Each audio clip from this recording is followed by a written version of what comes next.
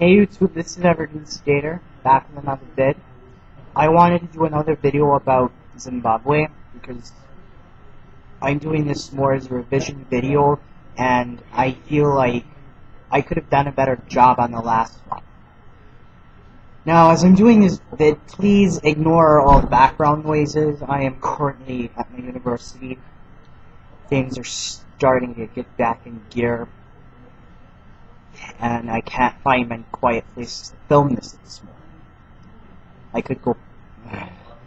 Just ignore all the background noises.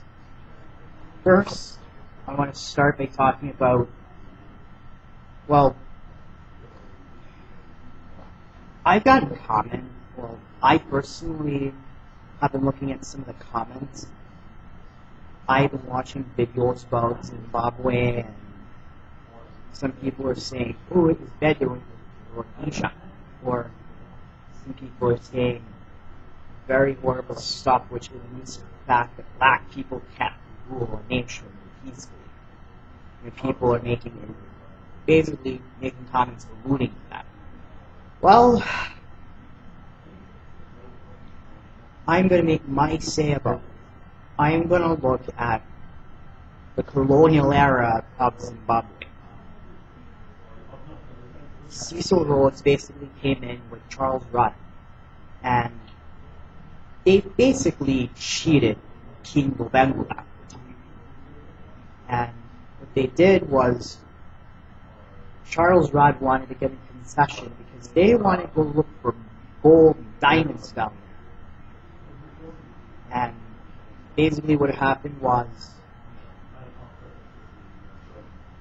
they all went in, got a concession from King Bengula, cheated him by putting stuff into the thing and not mentioning it, and they said stuff by mouth but didn't put it in the contract, or put stuff in the contract but said, they basically cheated, and that was part of how they got the concession. And then they felt in order to enforce the concession, they sent in the British South Africa police. And you later had the first Matabele War against the Ndebele people. The Ndebele people lost. They later rebelled and had a second Matabele War. They again lost that war, and basically the British government had a hold on what would become Rhodesia. Well, let me tell you some of the stuff that went on during colonial era Rhodesia. Restriction of freedom. The black people could only buy land in certain parts of certain land reserved for the black people. Now, to give you an idea what this is like, black people make up the majority of Zimbabwe, and they did before. They made up the majority, and yet they were given maybe 13% of the land, and it wasn't the best land that they got. The best land and the majority of the land was reserved for the white minority population, for the intent of turning Rhodesia into the breadbasket of Africa. Yes, it was the breadbasket of Africa, but at what cost? Yes, black people managed to get work, working on the farms, but at what cost? At what cost? Forced labor. You had forced labor. There's a difference between working and having forced labor. Working means you are actively seeking a job on your free will. You want to have a job, you want to work, you want to earn money. Forced labor is basically you are being told you have to work or you're going to be in trouble. It is basically you are being controlled by somebody else. That's what it is. And look at that. That is something I do not approve of. And then you had voting. Whether or not you got to vote was based on land ownership. Most blacks couldn't vote because most blacks didn't own land. How fair is that? I don't. Considering the fact that most black people couldn't buy land that easily. I mean, there wasn't a lot of land to buy for blacks because it's a big country. Why not let everybody buy land wherever they want?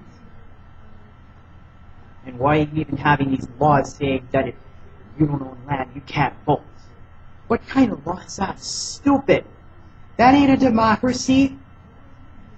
You tell me if that is democracy.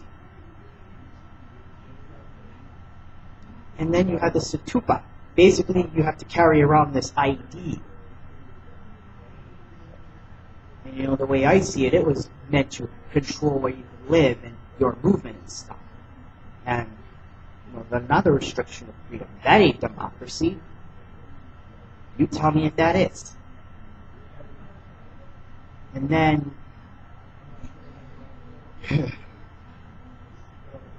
many of the you had 66 seats.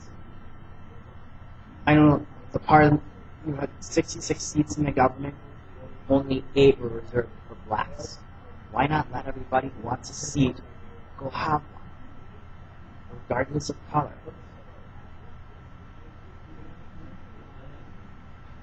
You know? That ain't democracy.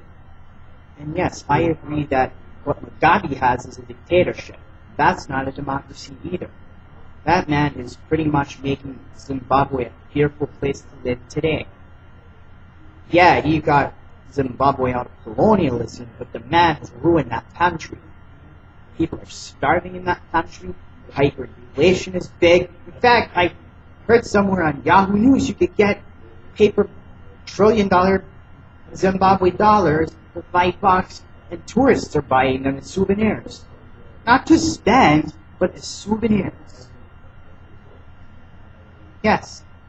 And you know what? You got stories about torture and all the horrible things Mugabe's doing to his people. I would agree he's not a freedom liberator either. He's not a liberator, but neither were the colonial powers that took over Zimbabwe and turned it into Rhodesia. Neither were they. I would argue that neither was good. What Zimbabwe needs is a better leader than Mugabe. What Zimbabwe needs is a leader who will stand up for that country, who will do what's right for everyone, black, white, wherever your color is.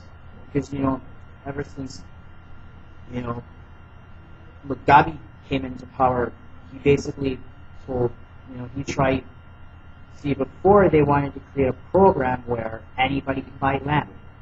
Later on, he changed and he was like, wanted to tell the white people, get off the land. Basically, you had forced removals from the land. Mugabe is turning that country into a nightmare. That country needs to be restored, make it something great. I will not agree with the colonial power ruling over it. I would say somebody needs to step up and challenge Mugabe. Get him out of there. He needs to step down and he needs to be held accountable for what he's done. That is what I have to say about that. This is Evergreen Stater signing off. You guys have a wonderful